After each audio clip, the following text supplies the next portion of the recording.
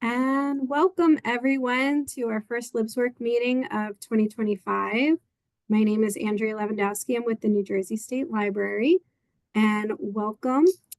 I don't really have much in the way of housekeeping, except that since we have a nice small group, make sure that if you have questions, if you want to raise your hand, add anything in or have questions as Amanda is presenting. Amanda, you don't mind that, right? If No, go people for it. engage Sometimes it's you. Okay. easier that way.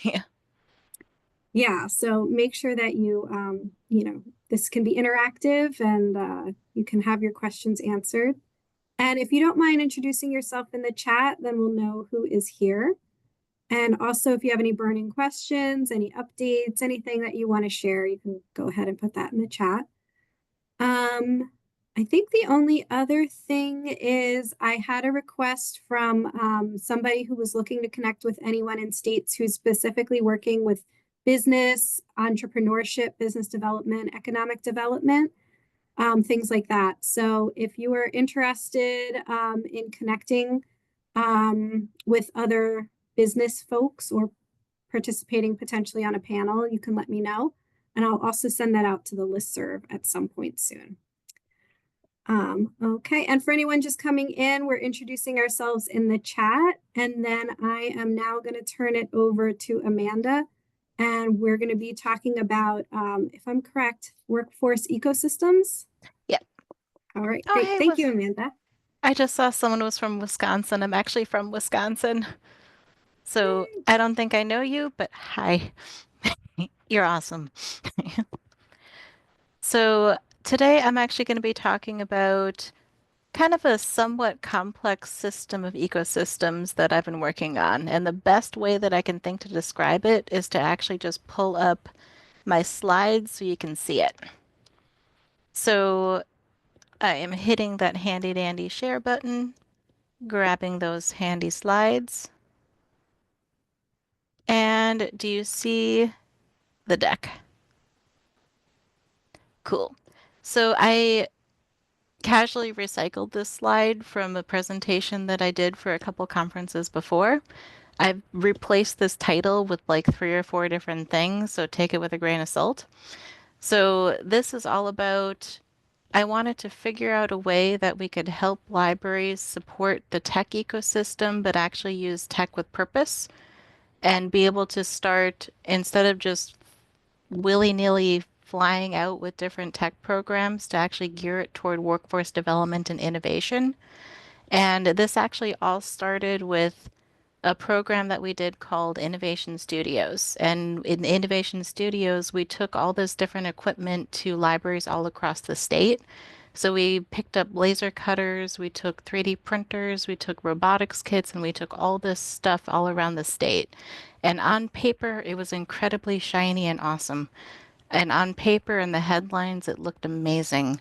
But then when you started looking a little bit deeper and you started saying, you just gained access to this technology, what did you actually do with it?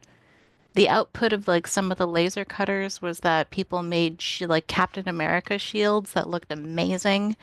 And then they also made Thanksgiving platters and they made all this different stuff.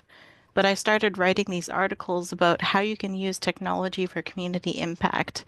And one of the smaller libraries that we took this equipment to, the guy pulled me aside at the end of it and said, you just made this incredible impact because we were able to use this vinyl cutter to be able to cut out these different stickers to put onto our recycling bins. And I did not have the heart to tell him that he could have ordered those stickers for about $10 off of Etsy. And I wanted to find better ways that people could use and leverage this equipment to be able to solve real community problems and help people get jobs and help people have a real economic impact rather than only use it for fun household things. The fun household things are still necessary, and I would gladly use that Captain America shield in a cosplay costume. But I also want to be able to do economic impact too. So I started doing these workshops and I said, we just talked about AI. I gave you these tools to introduce robotics and AI. what do you think kids are going to do with it in 5 or 10 years? What do you think the adults are going to do with it tomorrow? Where will people actually actively use this stuff? And I found out these libraries had no idea how innovation worked. And I realized that at that time, that's about 6 years ago now, at that time, I didn't actually have that full understanding. So I went through and I found out how libraries can start supporting entrepreneurs and innovators and do this upskilling and reskilling using the tools and resources we have now. And I started building more of the resources that we don't have. So the best framework that I found to talk about this is to actually talk about how innovation works. And here in Nebraska, I use an example called the grain weevil. So the grain weevil is actually a robot, and instead of rolling around like your traditional robot does, these are little augers that actually cut through and propel the robot forward over grain inside of a silo. This robot breaks up those little grain particles so that a farmer doesn't have to go inside and do that. This robot would have actually saved Chris Helmsworth from dying in the movie Silo. So in real life, all these farmers are getting severely injured because of this. So I link over to this article in Silicon Prairie News that actually talks about how this robot came about. And it was actually at the time this guy was in college. He had just started his college career, but he had gained exposure to robotics through his school system and through the library system prior to that. And he was able to connect over to these different support resources, and he built like kind of a little network around him to be able to progress through the innovation process, but he did it completely accidentally. And if he had had that support to be able to guide him through this process, more people would probably do stuff like this, and he would have been able to do it faster. So if you look at these steps on this right-hand side, emerging technology access is only part of the part of that equation. The next part of it is that you actually have to gain exposure to the problem you're going to solve. He didn't actually run a farm. One of his dad's friends actually ran a farm, and his dad's friend was at like a family friend event, and he said, "If you could build a robot that would keep me out of the grain silo, I would love you forever." I paraphrase. That's just how I talk. I don't know how he said it. But then the kid said, "I think I can do that." And every time he came home from college, he started chipping away at this problem. She And then felt he like worked. Oh, go for it. Oh, sorry. Thought I heard someone talking, but maybe not. So he started chipping away at it, but then he struggled to actually connect over to support resources. Who are the organizations that can help him better understand this technology beyond his college professors? Who are the support organizations that can help him build a business model? Where are the organizations that can help him do research and development because this type of technology doesn't exist? He wound up having to navigate all these policies and regulations that he had no idea he was going to face, and he had to stumble around to find all these different support resources. So part of this is actually just how can the library help be that connector? We already help people gain exposure to this emerging technology, and we already host all these different events to be able to do community conversations or bring in guest speakers that are talking about food access or affordable housing or the issues that are facing our local farmers. So we already do these in little separate paths. So how can we pull it all together and pull it into a full plane to help these innovators get to where they want to go? So building this understanding of how innovation works, I see as a new foundational skill for library maker spaces and for librarians who are working in STEM. So the next part of this is now we have a baseline understanding of the process. And now we have a baseline understanding of this whole hot mess of ecosystems that are churning around in each one of these different areas. And when you start to dig deeper and deeper into this, You know that technology we see as like a broad overarching category, but it can actually get broken down into little mini subtopics. And each little subtopic has its own mini ecosystem. So I started mapping these little mini ecosystems. And then each one of the problems, and there could be way more bubbles than this, but there's only so many bubbles that you can fit onto a slide before you go cross-eyed. So I picked three. And I mapped affordable housing just recently. I'll show it to you a little later. And I'm doing the affordable childcare and substance use issues next. And then the next one is there's more than one way to drive innovation and change. Entrepreneurship is one of them, where you're actually starting your own nonprofit or your own business. But there are other interest groups and grassroots efforts and all these organizations that are trying to drive innovation and change too. So when all these different organizations and aspiring entrepreneurs gain access to this new technology and can pair it together with a problem that they actually care about, and then connect over to the support resources within each of these different spaces, that's where the magic happens. So the library mapping all these different resources and acting as a connector and hosting all these different maker events and all these different ways in which these three spaces can collide. That's where the innovation happens. So the next one is, which technology do we actually need to help people gain exposure to? So is another slide that could be probably eternally long. But I went to the World Economic Forum and I read through a lot of different reports. And then these are kind of the recurring technologies that came up as being the technologies that are currently and anticipated to be shaping the way we all live and work. They're supposed to be generating X million number of jobs. I say X million number, every report is slightly different, and jobs are going to happen. So this is where I started to generate the resources just because you have to start somewhere. And then I broke these down to say each one of these different technology categories represents a different sphere of jobs. So the way that I frame it is by saying that there has to be a group of people that's actually researching to make this technology better. They're the ones that are working behind the scenes to actually build out the machine learning models that everyone's going to be using later. They're the ones that are building the ChatGPT model. They're the ones that are laying the groundwork to be able to build the technology capability that we're all going to use. And at this stage, the shocking statistic I found is that 90% of the technology that goes through research and development never sees the light of day. So we need to actually help people move over to say, once this technology is in development, these are the people, the entrepreneurs and the business analysts who are going to look at this technology and say, I found a way we can use that. I saw this and now I'm going to be an early adopter. I'm going to help these people figure out how this can be applied and used.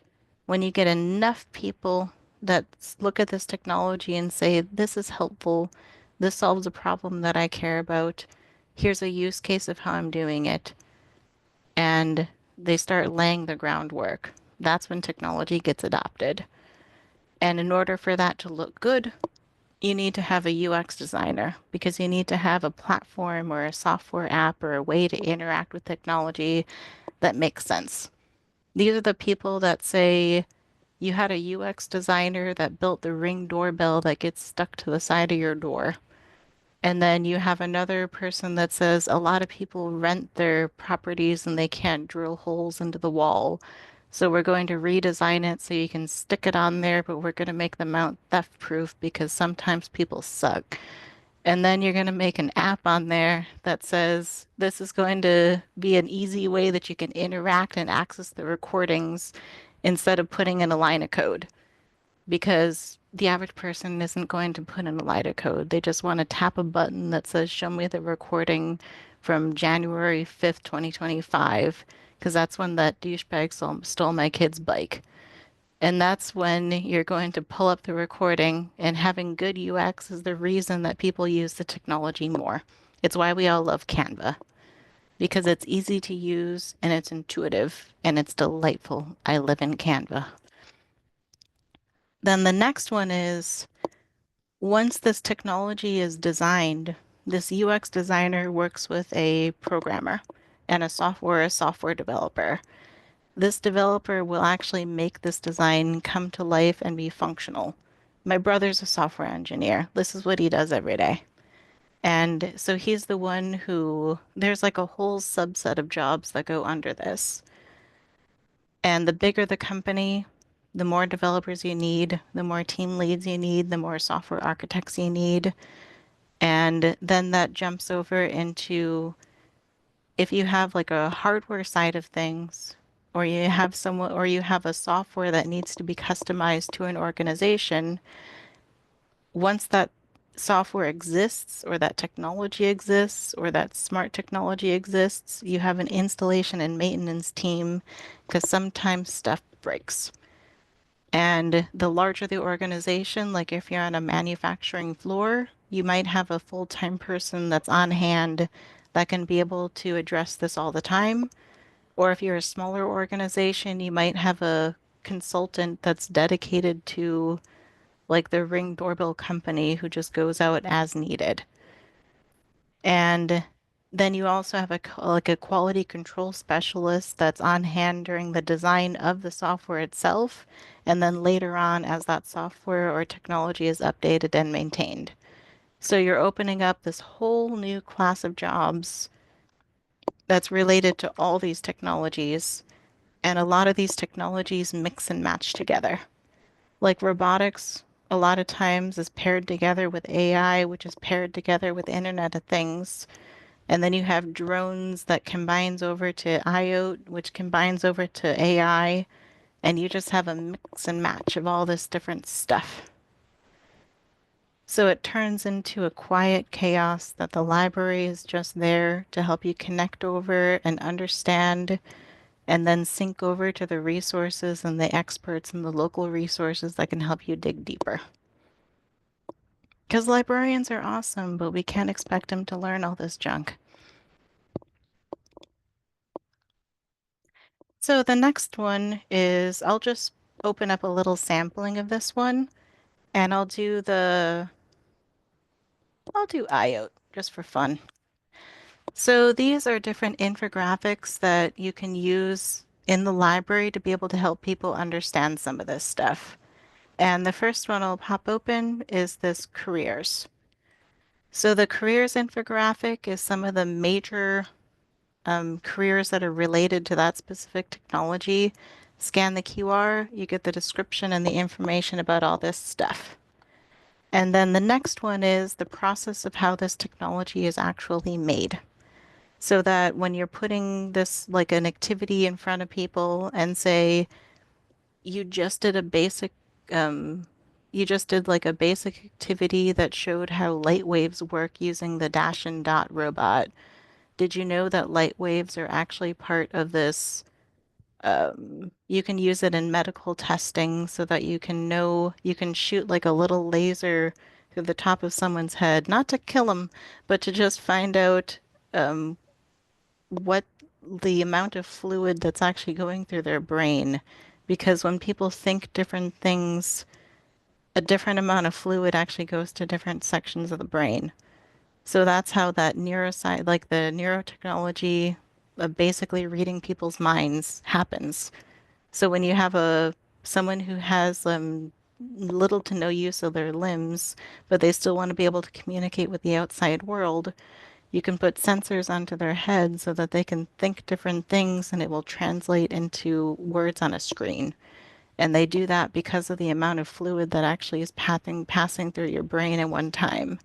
And there's a YouTube video where the super smart scientist actually shines a flashlight on a piece of chicken and says, "This is your brain," and puts like a little implants, a mini tumor into the chicken breast and says, "This is how we can identify using light waves what is actually in your brain right now and how much fluid." And I'm like, I don't appreciate that you just compared my brain to chicken, but I understand and I get it. Yep. We're all just little cluckers in the end. I know it. But we're going to skip over to this. So now you know that the process of how this technology is made, but then you have to consider who are the people behind this technology. And in the Internet of Things, it's actually a whole group of different people because you have to have the people that make the hardware and the sensors that actually go out into the world. You have to have the people that make the Ring doorbell that gets stuck onto your door. You have to have the people that make the app that communicates with that Ring doorbell. And then you have to have the people that are on the ground floor where that Ring doorbell is used. So you have to talk to the manufacturing team, and this is actually for a manufacturing warehouse retail situation. So this is probably more complex than some other examples, but this is the best example that I could find that actually shows how this stuff works and kind of the sheer complexity that it takes to build something that works well. And we'll skip over to the next thing. So this is what libraries have actually used most. And when we've had people that have been requesting a budget to be able to say that we want to get STEM and STEAM equipment because we're introducing careers and new innovation opportunities to our kids, the first thing these business people ask is, I truly don't care that you just bought an Ozobot and that adorable little robot is following a colored line. It's awesome, it's cool, and it's shiny, but what are you really doing to introduce kids to actual careers? So this infographic, if you look at this right-hand side, it says this is a seemingly simple activity that we just did in the library, but now we're going to track it back. And we're going to say this is a real technology that's actually used in the world. This is how that technology works, and this is how that activity actually connects over to how real technology in the world works. And you can use this to justify spending. You can use it to, you can print this sheet out and give it to the local teenagers and say, this is why we should actually care about this technology, and this is why you need to learn these skills so that you can understand how this stuff works, and then be a business analyst who's going to be able to say, I understand this technology, let's apply it this way. You're going to be an AI engineer who's going to say, I understand how this technology works. I'm going to help you build it. And you're going to be on the library director who goes out and gets put out to the sharks and says, this is why we actually need this funding, and this is why we need it on a recurring basis. So each one of these technologies has an example like this. And I'll jump over here. And this is just a sampling of some of the different industries that these technologies are being used in. And then these will go over to a QR explaining more about how that works. And this is just a simple infographic that just shows what IOT is. So each one of these is linked into that slide deck that you'll get a link over to. And each one of these will also have one of these infographics that actually tracks this back. And so that is that. This is kind of a sampling of how these tech activities can be related back to specific industries. I talked about how the innovation process works, but a lot of communities and a lot of people are just going to be getting jobs in this space and not necessarily innovating with it. So a lot of those similar activities can be used to introduce those different careers because you still have to be able to understand how that sensor works that goes out into the woods and detects like the smoke from wildfires. to be able to get better jobs in each one of these different industries. So here in Nebraska, I actually started mapping out and figuring out not just the industries, but how these can actually address problems in the state. And I said that I started mapping out these different ecosystems to show what that actually looks like. So now is a good time.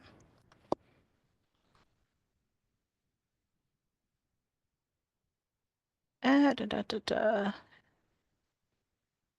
Who should have brought this link up before? I should have brought this link up before. It is in my email, which is easier.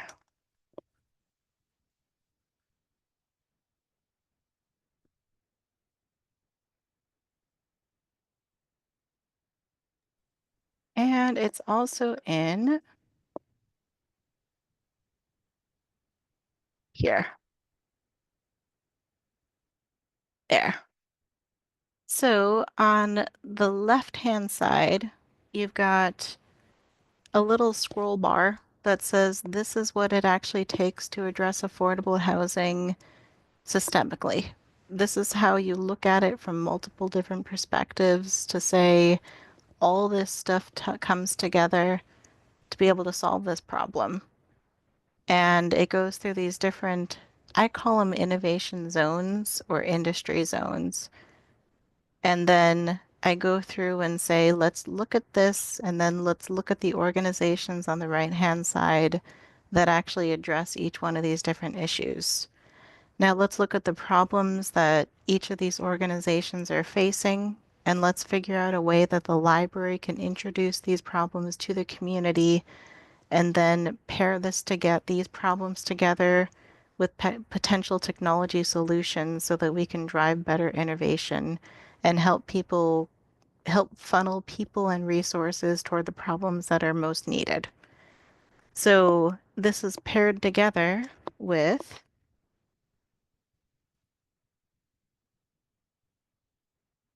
loading, loading, loading. I call them story maps, and a lot of um, I'll go to this wildfire one. So this actually goes through and says, let's understand the problem of wildfires as a whole. Let's figure out who the key player is, who's helping to address this problem and how. And then let's look at the current innovations in wildfires. I use wildfires because I haven't built this page yet for affordable housing. That's next on my list. So these actually go through and pluck out some of the main issues in the wildfire crisis so that people know what to prioritize when they're thinking about it. And then it goes over to who are the people, the places, the organizations that are actually impacted by this problem. Let's put a face to the name. And more people start to care about it when they start to see themselves and the people that they care about reflected in this issue. And then it goes into where can you find reliable information about understanding wildfires and where can you go? And how can you do exploratory activities? So these are some things libraries can actually use directly to introduce the wildfire crisis. And then it jumps into what are some of the angles and perspectives you can use to approach it, and who is actually helping to address this problem. And it pulls up the map of the wildfire ecosystem so that you know what's happening by you and who's currently addressing the issue.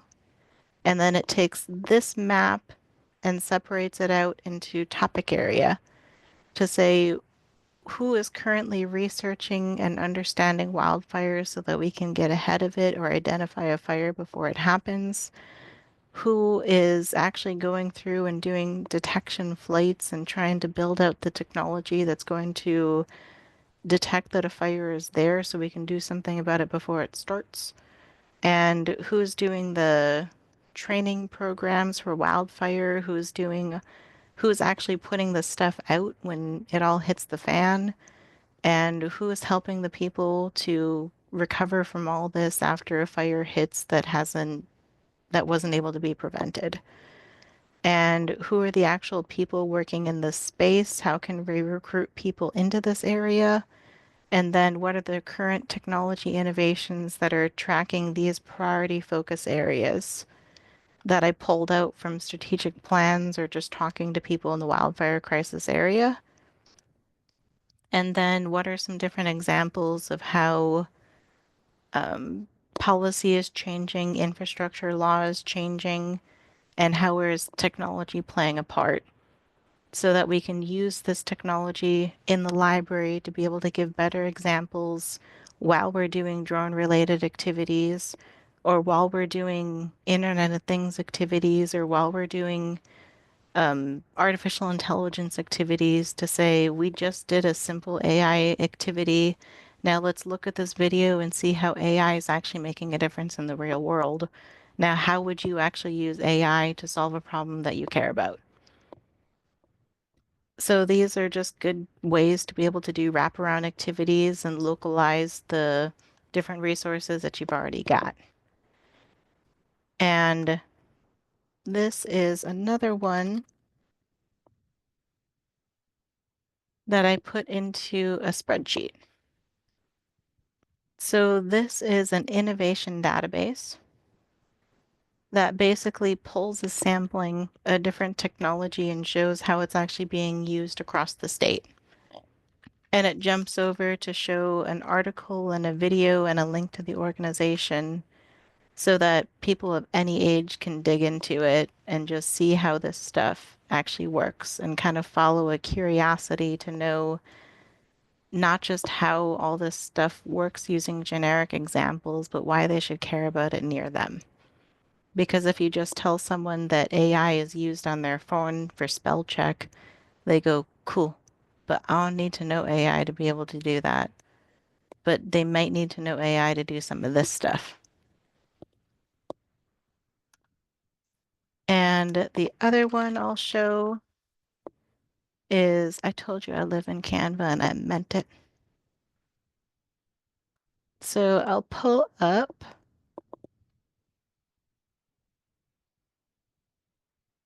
these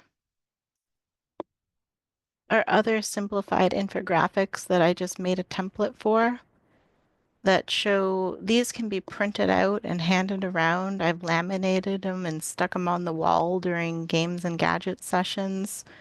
And I've done like, you can use them in a variety of different ways. So when people ask why this stuff matters, you actually have a visual representation right in front of you for why people should care. It's also great when you're trying to justify spending. And the other one is the wildfire ecosystem, which is a different visualization to show how ecosystems come together. Because if you look at the process that it takes to solve a problem systemically and you want to lay it out using a different visual, you can put it together in what I call the honeycomb to show how these different organizations overlap. So the same organizations that are researching and understanding the problem are often the same ones that are doing early detection, are often the same ones that are doing first responder, are also the same ones doing disaster recovery. So you can visually show how all this stuff overlaps and even print this out. I printed it out in a poster format to be able to show to when I host workshops and different innovation things to show how these different workforce development groups and how these different entrepreneurship groups can partner together and work together in ways that they may not have noticed before. And it just, I also really love honeycombs. I even have honeycomb earrings because I started doing ecosystem mapping. I went on Etsy and I got like a honeycomb laser cut earring, and I wear my honeycomb earrings to most of my ecosystem mapping workshops. There's a random tidbit you never needed to know. And this other one, oh, it's in the same one. I forgot I made this a second page on the same one. This is another poster that I like to print out that just gives many descriptions about some of the major categories about how this stuff is being addressed systemically so that we can know how these ecosystems should take shape and start to build a visual understanding of what this actually means. So I'm going to circle back over here and say that we just talked about this was an example of how those problem ecosystems come about. And this is the visual example of what that ecosystem looks like. And now the challenge is actually aligning it with the technology ecosystems so that the same people who care about this stuff start looking and gaining exposure to these problems. Because right now, these people don't talk to each other all the time. And there's a miscommunication so that a lot of this technology is applied for like fintech or like entertainment purposes. But if we start mixing and matching them together using community conversations or maker activities or all these different, there's a bunch of different ways that we could bring people together to start talking about this. And then saying, did you know that entrepreneurship was an option? Did you know that there's all these different grassroots opportunities that are mapped out in here? There's all these different um, nonprofits and all these different spaces that all these people care about affordable housing already and are affected by them, but they don't know what the big picture looks like and they don't know how they can help. And there's all these people that care about AI, but they also don't know what this picture looks like and they don't know which problems they should care about. And part of what the library can do is start bridging that gap to say, you care about this stuff. Let me connect you over to the affordable housing people. Let me bring in a guest speaker who's going to start talking about affordable housing, and we're going to start a dialogue. We're going to start talking about all this stuff and mixing and matching and connecting over to the resources that you need.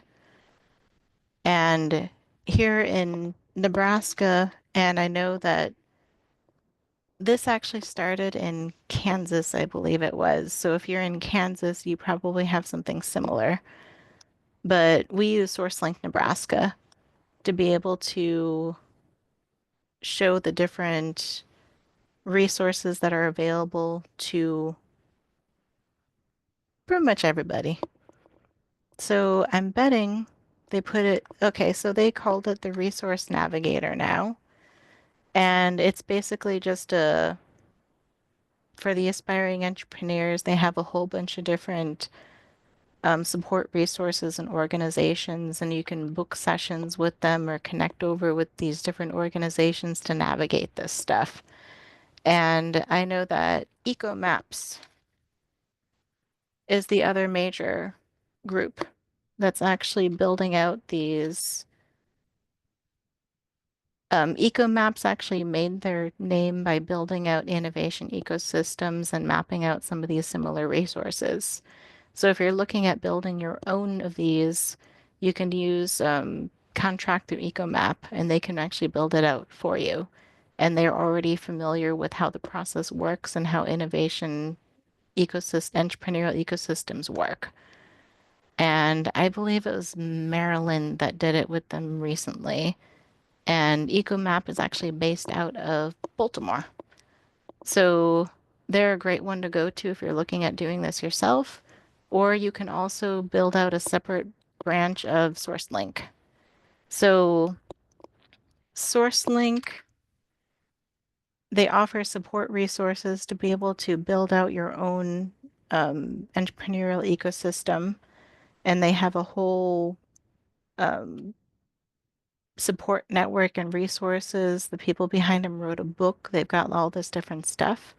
So those are two different options that you can use to build the stuff out yourself.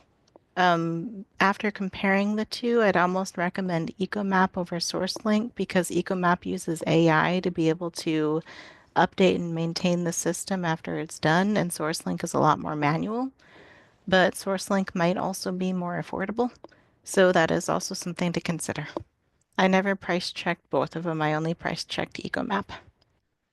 And then I just went with SourceLink anyway.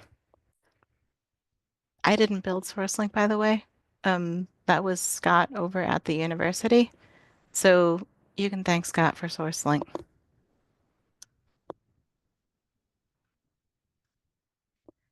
So I don't know that we have time necessarily to dig into how to curate and kind of customize different makerspace activities to different industries. But I have done sessions about that before, and it's probably recorded somewhere. And I will dig into these because these are probably going to be more helpful to you immediately. So this is a makerspace equipment guide that I put together a while back. So if you are looking at building out your own makerspace, then these are some different recommended gadgets and gizmos. And you can tell that it hasn't been updated in the last few months because it still says Oculus Quest 2. There's now a third one out. But if you look at these general examples and just find the latest model of them, that's basically what you're looking at. And I put some different pros and cons in here as to why you would want to choose this kit or not choose this different kit so that you can make decisions based on your current situation. And this Industry 4.0 gadget guide will also go by the technology category and give you free low to mid-range or expensive options to be able to introduce this technology to your community. So if you don't have a background in this technology, then you can use this to select something that works in your price range. And then we'll go to, I gave the example from the Tech Innovation Database. I've had some other states ask me to help them build out some of this stuff. So if we want to build a nationwide meaningful impact hub, I'm not opposed to that. But if there's anyone interested, let me know. And there's also these high-tech pages that you can send people over to better understand this technology. And I'll actually use the example that I have on the Impact Hub here. Some of these resources are already starting to be built out nationwide anyway. So there's I'm now part of an emerging tech group that's going to be expanding and building out some of this stuff. So these are some different resources that you can send people over to. And this one is actually formatted better. I haven't reformatted all of them yet, but I started using this card layout to be able to illustrate some of these different categories. And for people that want to dig deeper into it, there's a curated list of blogs, podcasts, and associations. And then there's the team about how this stuff is actually made so people can understand where they fit in a team that's designing and building all this stuff. And they can understand the process of how it's made. So you can pair it together with some of these, the infographics that are over here. So you can put this together with this. I have entirely too many tabs open. This resource here, and it'll make it so that the library doesn't have to memorize or know all this stuff. You just need to know where to go to refer people over to it. And most libraries are not going to have the time to generate all this stuff themselves. So it's there. And the tech activity database is a tool that you can use to say, this is a super simple activity that we used that was used during the micro bit or the hummingbird bit or the dash and dot, and you follow across to say, this is an example, like a YouTube video of how this technology is actually being used in the broader world. This, in this case, it's the pulse oximeter for understanding how pulse oximetry works. And then the simplified activity was light waves. And this is a little description of how then why this relates together. An article so people can learn more about how that actually all works and some of the related careers and technologies.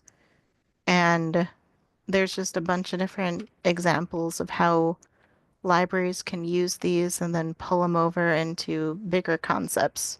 So that if the library itself doesn't have a big background in how this technology works or some of the major ways that it's being used, this is just a cheat sheet that you can grab from that will introduce these simplified activities to bigger concepts. And this one relates back over to, I'm going to start closing some of these tabs because this is a little ridiculous. And this one relates over to, it was actually on the first slide, wasn't it? Yeah. So this relates back to this slide here that shows super simple activity relates back to complex tech that actually exists in the real world. And this database, closing that, closing that, closing that, closing that, relates back to this sheet here, where super simple activity relates back to more complicated thing in the real world. And when people say, why should I care that a kid just shined a little light through something? You can follow along and say, because it connects over to this bigger concept, and without these basic skills, you're not going to have a bridge over to the bigger stuff.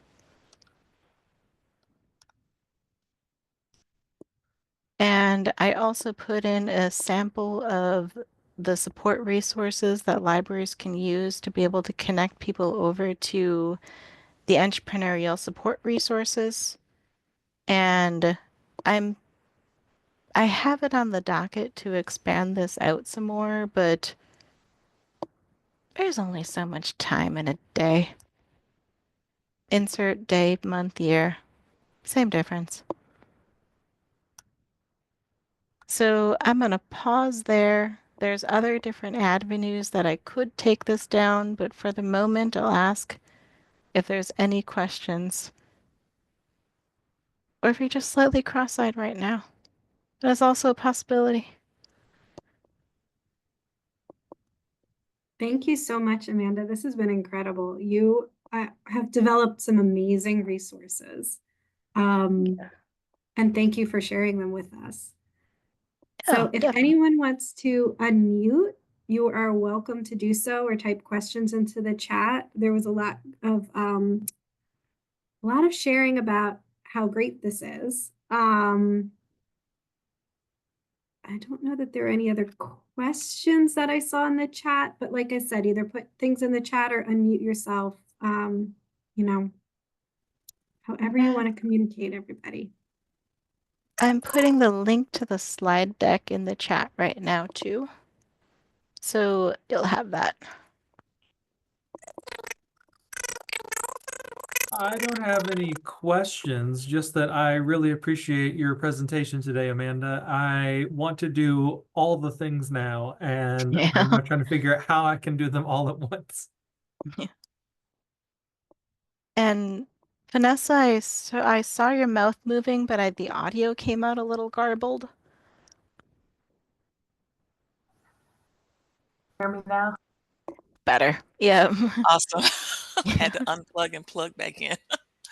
We actually had a bureau meeting today about AI in libraries, and we had a discussion yesterday, but it's fairly new to us. And this is all great information. So thank you for sharing this. I'm a novice thus far and wanting to learn more about this impactful, meaning, what was it? Impactful Hub?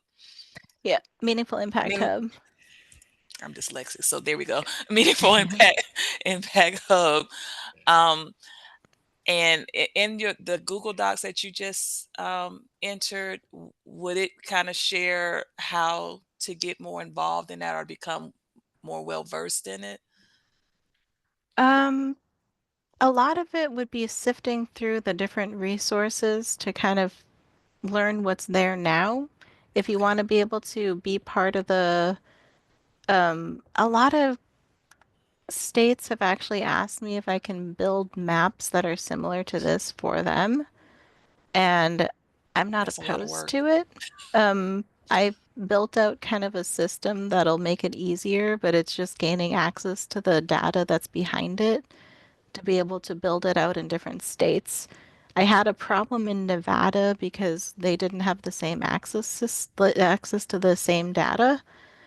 But yeah, I mean, if there's any state that's interested in building some of this out or being part of that impact hub as a whole, then shoot me an email. I'm happy to talk about it. And yeah, we can figure something out. Awesome. Thank you. One of the questions that came up in our discussion yesterday was how can government agencies address ethics and security and privacy concerns, which I have no clue how to answer that question. But Yeah. is there like a national coalition that you know of, or something that could help us think about policies? I know policy is kind of like a um, buzzword for things, but wanted to kind of pick your brain on that while I have you. So it'll depend on the type of agency that you're in. Okay. So if you're like we're with a state agency, and I know a lot of other people in this call are probably with either state or government related agencies. And we have something called the OCIO, the Chief Information Officer, that presides over the whole state. So in our case, it would be the Chief Information Officer who writes um, the data governance or the data stewardship policy. So if you Google data stewardship or do Google data governance, you'll be able to learn more about how those policies are taking shape.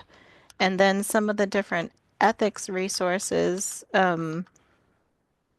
There are some what could go wrong section in here that'll show what technology governance and the ethics would look like. And it'll depend on the type of AI that you're using. You'll have a different policy that's written for generative AI, like people that are using it to generate content on a website or using AI to generate the images that are being used on their website or in their instructional design. So there's different policies and different processes that are used for that generative AI versus if you're going to be using it for writing a policy or if you're going to be using it to if you're going to be using any flavor of face detection when people are walking into the library to detect common troublemakers or something like that, like depending on your application, it'll look different.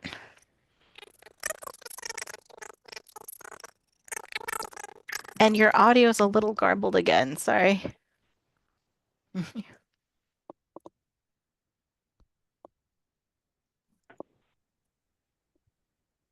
Right. Any other questions, comments?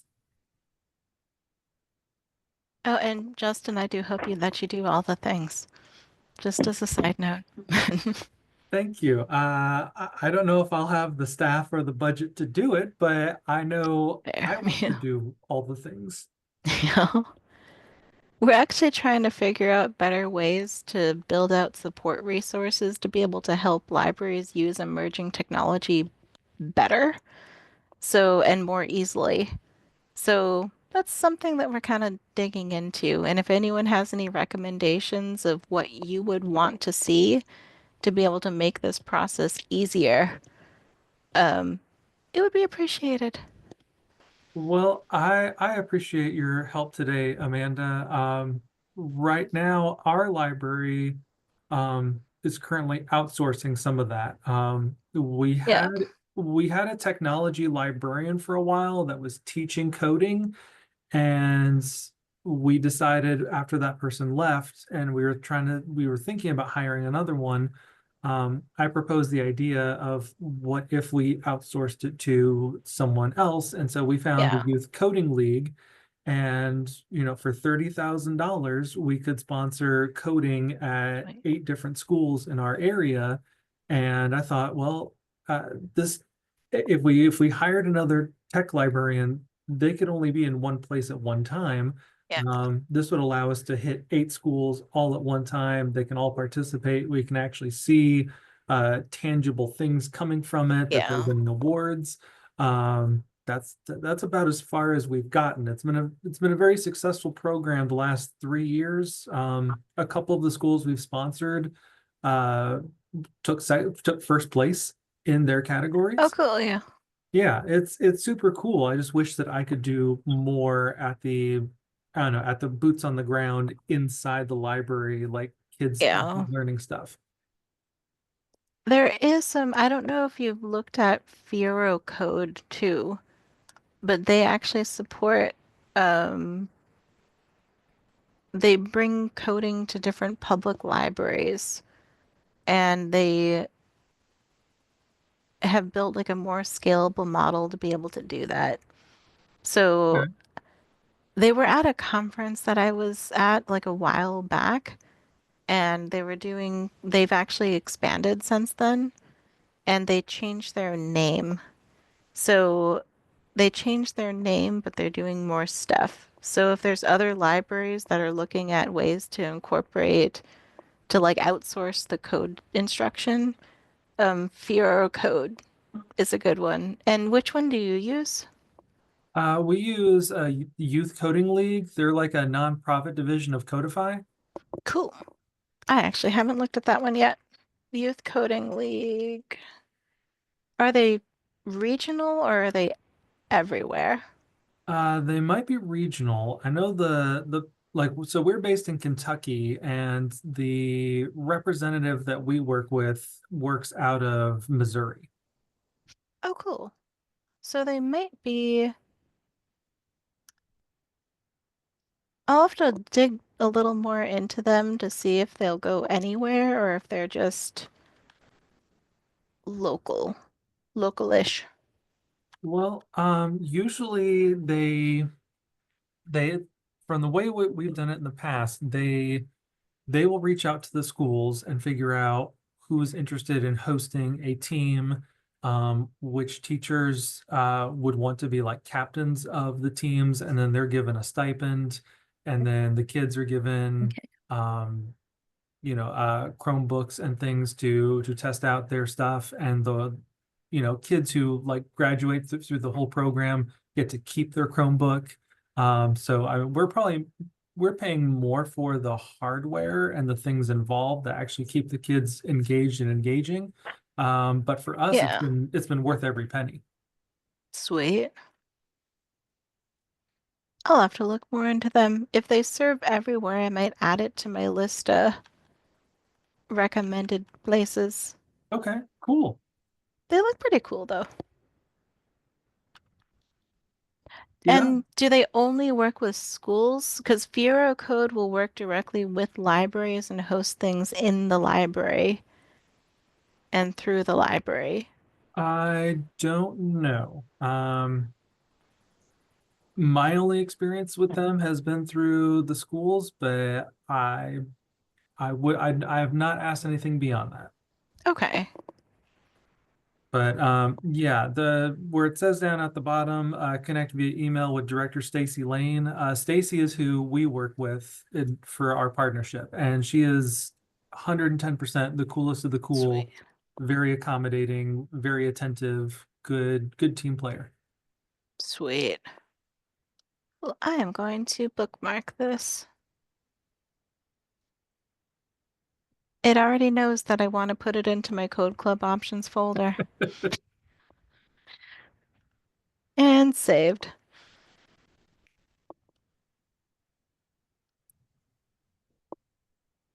All right, And we are coming to the end of our hour. So any final thoughts to leave us with, suggestions? I have no notes. yeah. This has been fabulous. Thank you so much. Welcome.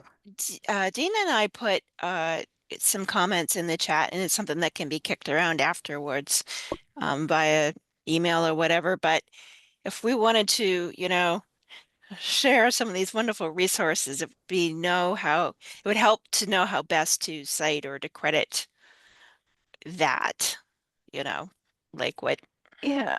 you know what I'm saying? I'll have to figure out how best to phrase it. If I want to put it back to the impact hub or to just someone recommended that I just create my own website and my own individual entity and just put it on there. So I might just go that route. So I'll have to think about that to answer that better.